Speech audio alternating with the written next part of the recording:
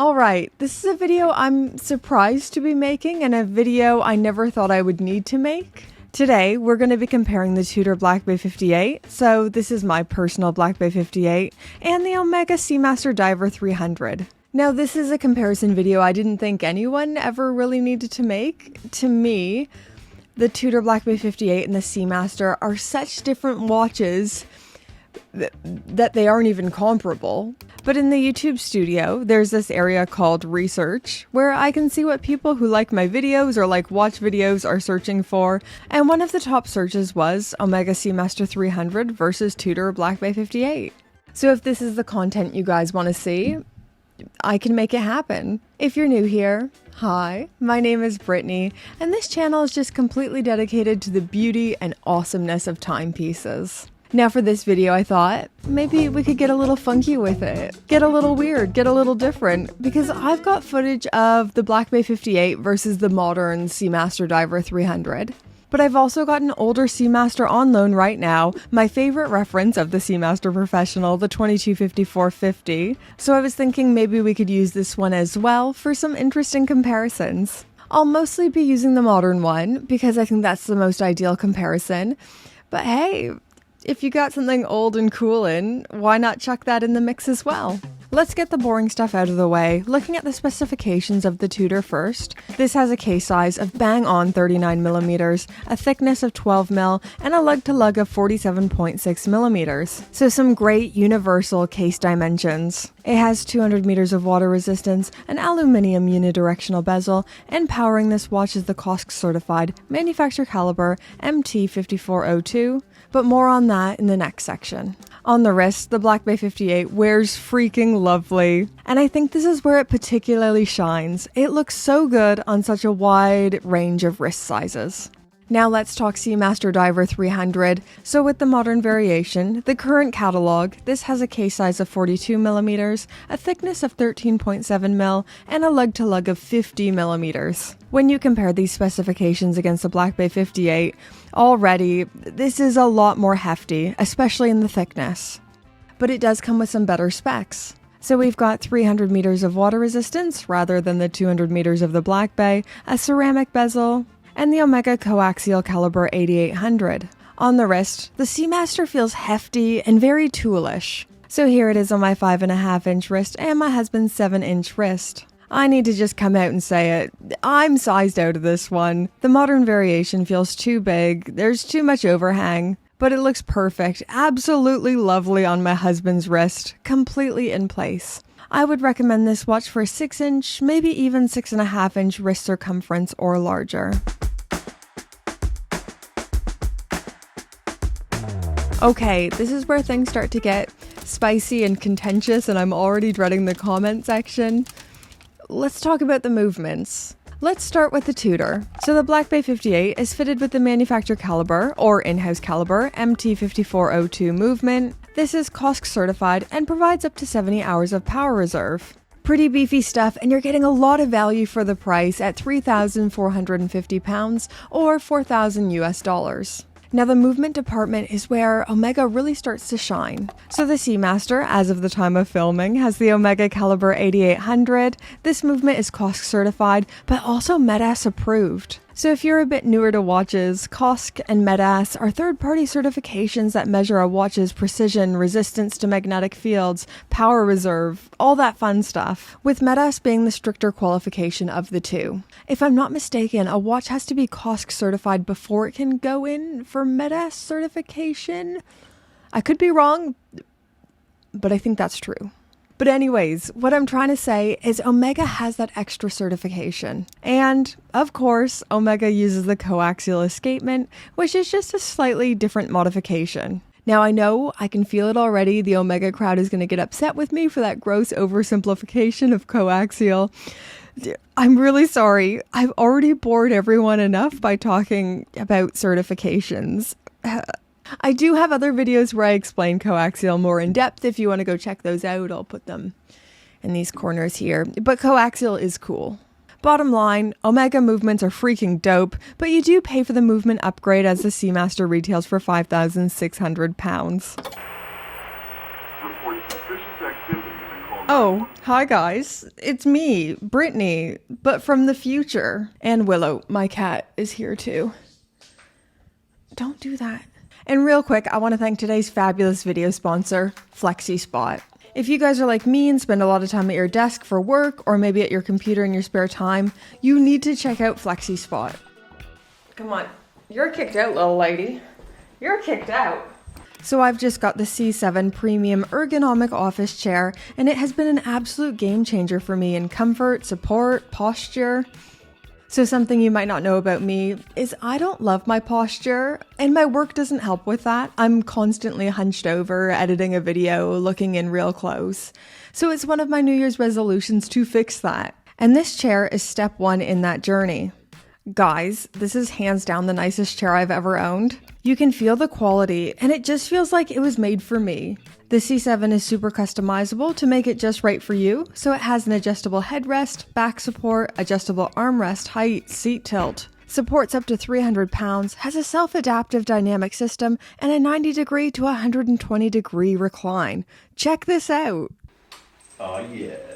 Oh yeah. Yeah. Whether you're working from a home office like me, or for your workplace, I really can't recommend the C7 chair enough. Even if you're not after a chair, FlexiSpot has loads of other premium products, like their standing desks, recliners, sofas, storage solutions. So go, check them out. They've made an exclusive code for all Brit Pierce channel watchers, C730, which allows you to purchase the C7 with a $30 discount. Give it a click in my description down below, and thank you so much to FlexiSpot for sponsoring this video and helping me on my posture journey. Now, back to Brittany from the past overthinking all things Tudor and Omega.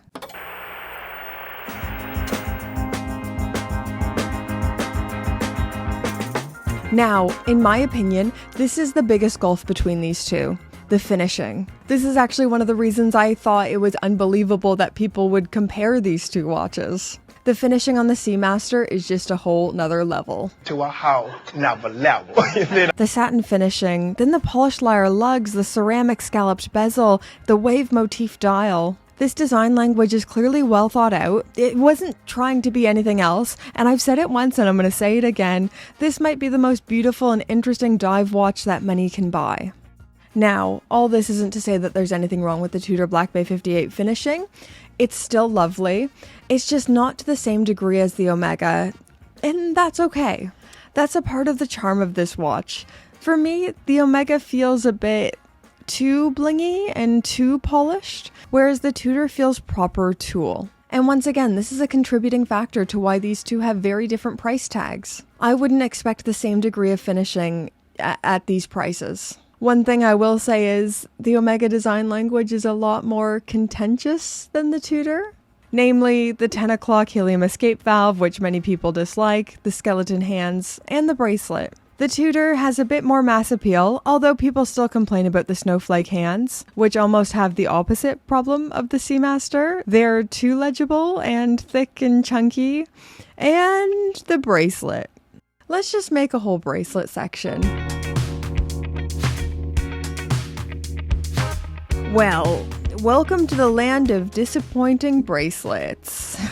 So I say this all as a person who isn't razzle-dazzled by either of these bracelets, but I think I dislike the Omegas slightly more. The Seamaster bracelet has been an active obstacle for me not buying this watch, whereas the Tudor Black Bay 58 isn't my favorite. It definitely could have improvements, but it hasn't caused me to not buy it. Let's start with the Tudor. So this has a simple oyster-style bracelet. One of the big styling decisions is the faux rivets along the side, which many enthusiasts don't like. And it flows into the clasp, which is quite a simple clasp. No diver's extension, and no on-the-fly micro-adjustments. Micro-adjustments can be made using a tool and adjusting from the small holes on the side. A lot of people don't like the Tudor bracelets, and I completely get it. The faux rivets are functionless. They just serve as an aesthetic choice and nod to the 58's design reference. And the clasp is honestly pretty lackluster, but if I may, this is something that Tudor is working on. So almost all their new models are fitted with the T-Fit clasp, which offers on-the-fly extensions. I'd love to see that clasp added to the Black Bay 58 sometime this year. Now, the Omega.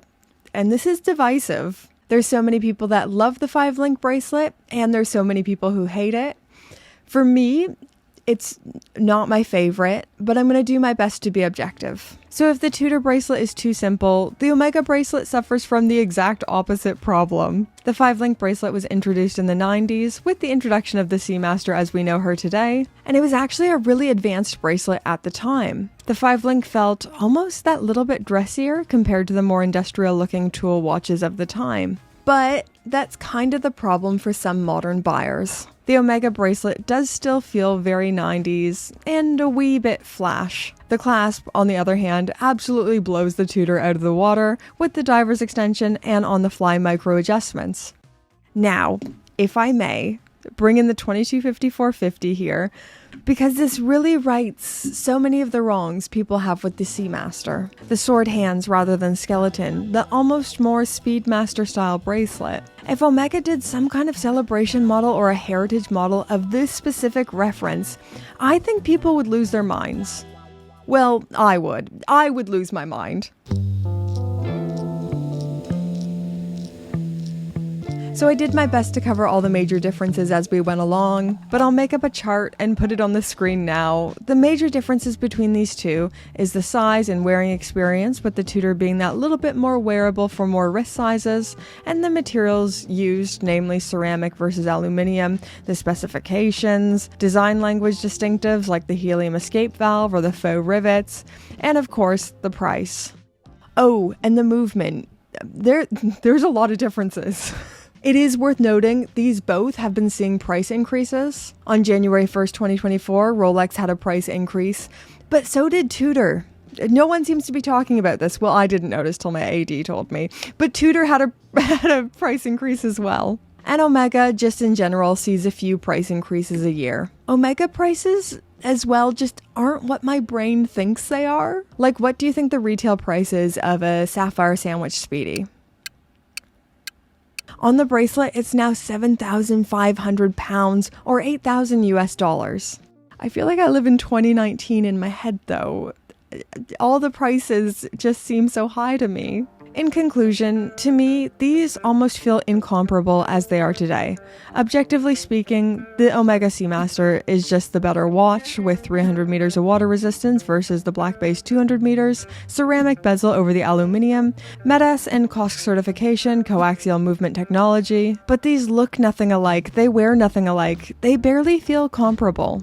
But even though the Omega is the objectively better choice, watch decisions and watch purchases are never objective. As much as I love the Seamaster, I own the Tudor. So I have the Black Bay 58 and the Black Bay 54, and Tudor is really investing in their movement and bracelet technology to the point where it feels like they're coming for Omega. So at Watches and Wonders 2023, they introduced the MEDAS-approved Black Bay 41. The Black Bay 54 had the major clasp upgrade with the T-Fit, and rumor has it the brand is working towards all of their clasps being T-Fit. Even though the Omega is the objectively better choice now, I'm not sure it always will be if Tudor keeps doing what they're doing. But anyways, guys, I've talked for long enough now. Let's end the video here. I'd love to know in those comments, what do you guys think of these two? Do you think they're comparable? Do you think they're not? Which one do you like more? I want to hear everything in those comments down below. Thank you once again to FlexiSpot for sponsoring this video. Go click that link and use code C730. Subscribe if you haven't yet. And let's thank the gorgeous, fabulous, wonderful Pope tier patrons.